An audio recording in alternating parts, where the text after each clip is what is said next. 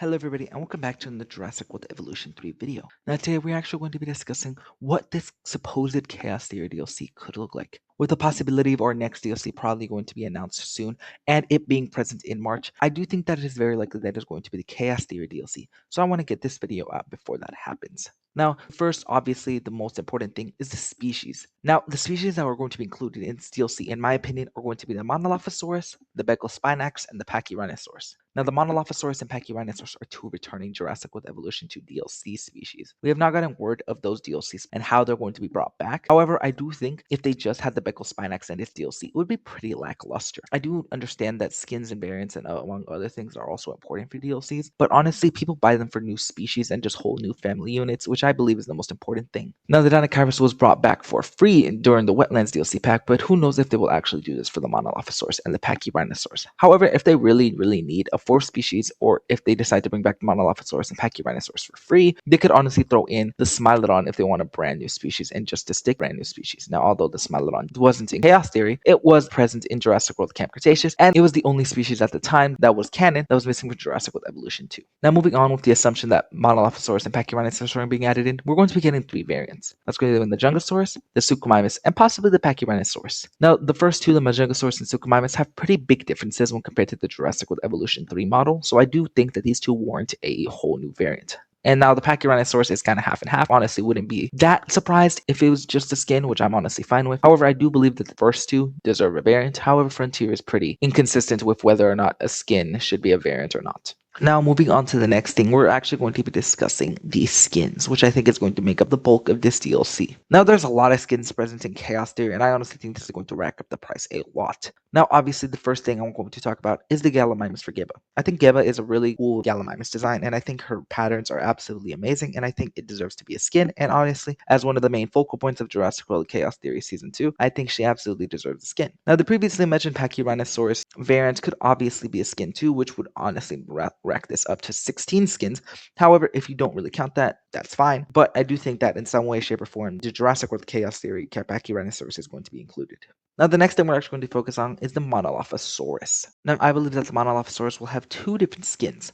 Sadly, the Monolophosaurus didn't appear as much as in Camp Cretaceous, so we're probably going to be losing some of those skins. However, if they want to introduce those skins from Camp Cretaceous as well, I have no problem with that. But obviously, we're going to be getting the two different Monolophosaurus skins here, with the iconic yellow one and then the more purple one on the left. Expanding more on the Suchomimus, I think we're going to be getting two skins for the variant, or just two skins for the animal in general, which is the purple Suchomimus that we saw on the dock and then in the ship, and then we saw the orange Suchomimus in Senegal, which I think is the more important one, and I think that's the one that's going to be getting in. Now, obviously, the most interesting one, and the one that we actually have been missing for a while, is the Bumpy skin from the Camp Cretaceous DLC. With Bumpy making an appearance along with her baby Smoothie, I do believe that both of these are going to be present in this DLC.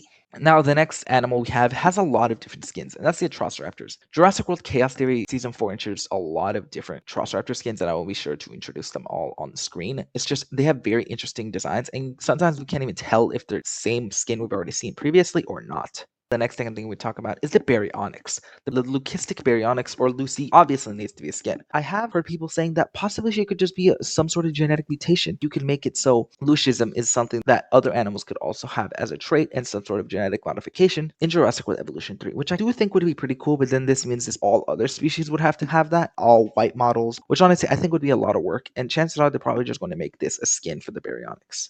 Now, expanding on the one new species that appeared in Chaos Theory, we're going to be getting a blonde and brunette skin, which I think is pretty likely just because of the differences that these two species have and just on their importance in Season 1. And of course, being the only new species obviously helps a lot. Now, after listing all that, we have 3 species, 2 to 3 variants, and 15 to 16 skins. That is a lot of content. And this doesn't include anything if they actually introduce some scenery pieces like they did for the Wetlands pack. But I think if they introduce scenery pieces, this pack would be a lot more expensive, and at this point just make it an expansion, which I'm honestly going to be very interested to see how those expansions are going to be priced. Now, in my opinion, if we were to get all of this content without any scenery items, honestly, I'm thinking it's going to be around the cost of the deluxe upgrade pack, being $16.99. I think this makes sense just for the amount of skins, variants, and then the species that we're going to be getting. However, I do know that people aren't going to be happy about repaying for 2 returning species instead of just getting them for free. Now, if they were, for example, to bring back the Pachyrhinosaurus and the Monolophosaurus for free and instead introduce the Smilodon, I think this will go down more to $14.99, if not $13.99.